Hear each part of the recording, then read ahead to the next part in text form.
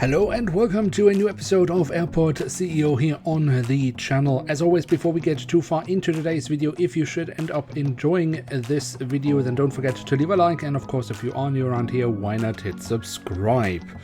Alright, we have plenty of things to do. We will mainly be working on the interior of our terminal in this episode, and we have of course already built some of the main structures of the terminal. So for example, we have the main tunnel connecting up the 3 satellite terminals.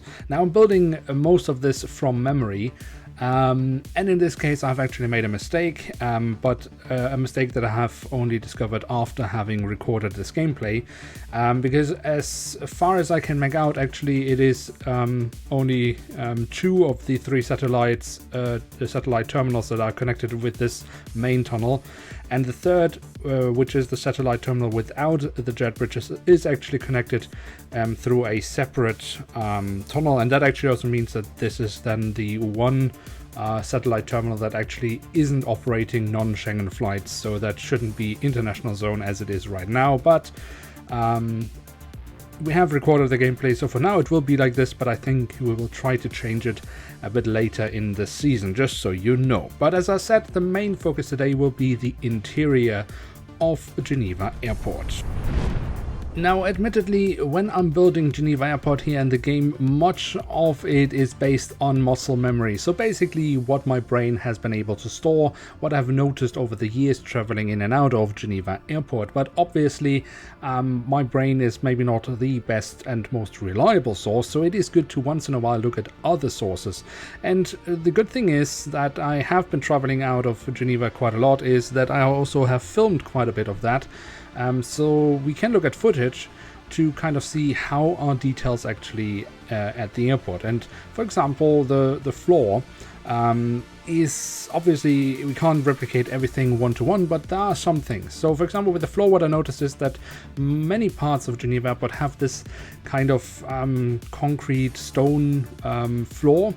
And in the game we have like a marble floor that is like this brown beige tone, and I think actually comes fairly close to the floor we see in Geneva. Obviously there are different floors, so to say, different materials used at Geneva Airport, but this is actually used quite a lot throughout the terminal, so we will also be using something like this quite extensively in this build. Alright, of course we do also have many other things to take care of in the terminal building other than looking at what type of floor we are putting into the terminal, even though I'm sure that you would all appreciate to watch a 10-minute episode where we are exclusively talking about what type of floor we are using. But jokes aside, the next thing we are working on here is the arrival hall. Admittedly, I don't really have much footage of that because I very rarely was filming there, if at all, but I do have a fairly good idea what is in there because I have been there quite a lot. And obviously we have the exit of the security area, and then we have plenty of shops, banks, exchange offices, flower shops, stuff like that, and actually also on one end there are some restaurants and stuff like that, and of course then we also have all the offices for like transportation, ski tours and stuff like that. That stuff we don't really have in the game, so we will basically ignore that, but we can add some shops because that we do have in the game.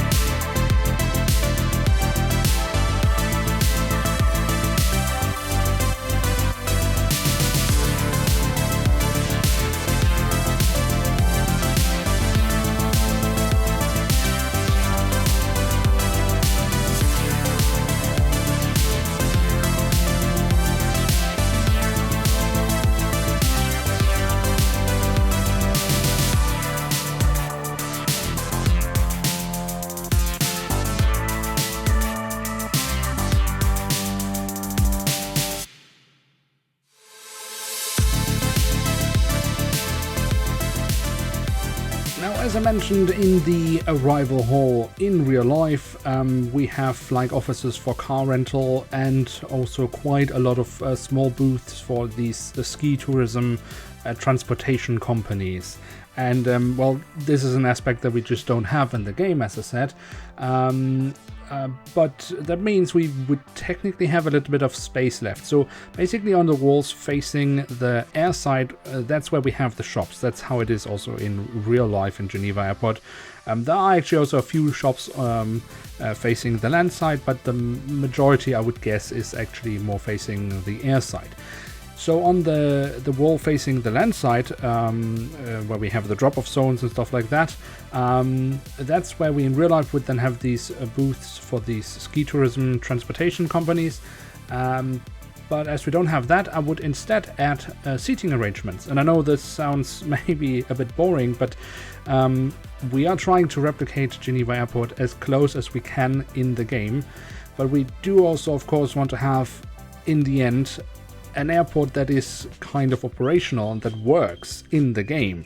And seating arrangements are always a great thing to have in the areas where we know passengers will be waiting. Passengers will be arriving at the airport and will want to rest before they leave the airport, but we will also have a lot of passengers that will be arriving. And given that we have all the arrival areas on ground floor level, many will actually come in through will perhaps end up here in this area of the airport, waiting if they or when they arrive early for their flight, which quite a lot of passengers in the game actually do. So it is a good thing to have seating arrangements in the areas where we expect passengers to spend a lot of time. This will also mean that later, for example, when we are working on the departure hall, that's also somewhere where we will add some seating arrangements, which is something that also doesn't really exist in real life in the airport. But yeah, these are places where we will make compromises so that we will have an airport that works in the game, but still is fairly close to what is going on in real life, as close as we can, basically. And I mean, I guess it goes without saying, all this, of course, also is a fact when it comes to bathrooms. Because in the game, passengers very much like to have bathrooms close by. I guess that's not very different in real life, but of course we will also always work on having bathrooms pretty much in all areas of the airport, so that this basic passenger need always is taken care of. So now that we have worked on the arrival hall, I do also want to work a bit on the departure hall. And as I mentioned, one thing that we will be focusing on here is the passenger comfort, which means, of course, seating arrangements. But unlike with the arrival hall, the departure hall is also an area where we don't just have passengers, but we do also have quite a few airport workers, so staff. And this then gives us another aspect that we need to take care of, and that's the need of the airport staff. And the most basic need they have is they need staff rooms. So it is always a good idea to have staff rooms relatively close to your check-in areas, where you have a lot of staff working around. And the reason why it is a good idea to always have staff rooms close to areas where you have a lot of staff working is that when they are finished with their shifts, they will go back to the staff room. So and then, of course, when their shift begins again, and that's the most important thing, is they will leave from the staff room and then go to wherever they have their task. And if you can minimize the walking distance they have, you can alleviate quite a lot of delays in procedures, because basically, let's say you had a staff room in one end of the airport and the workers have their tasks in the other end of the airport. Well, they have to walk quite far, and it takes a long time before they can actually start working, even though their shift has already begun.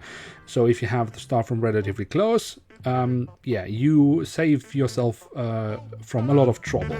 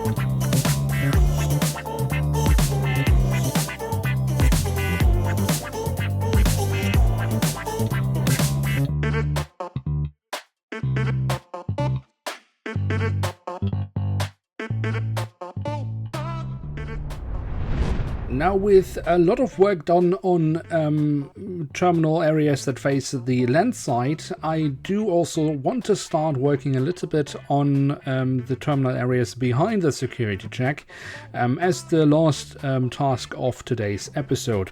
The reason why we won't finish it today is because it will actually get a little bit complicated. So we will be placing down the boarding desks. That in itself is of course not a big challenge, but Geneva Airport, when you arrive, you don't really enter the terminal areas for the departing passengers. So basically inbound and outbound passengers are split up. Now in Geneva, that means when you arrive, you, at least when you arrive at a stand where you have a jet bridge, you enter the terminal building and then go one level down. Now we can't do that because one level underneath where we have the jet bridges, that's where we have our arrival hall. So we need to figure out how we can work our way around that, and I already have an idea, but this will take a little bit more time, so that's what we will be continuing with in the next episode of Airports CEO. And that means we have come to the end of this episode.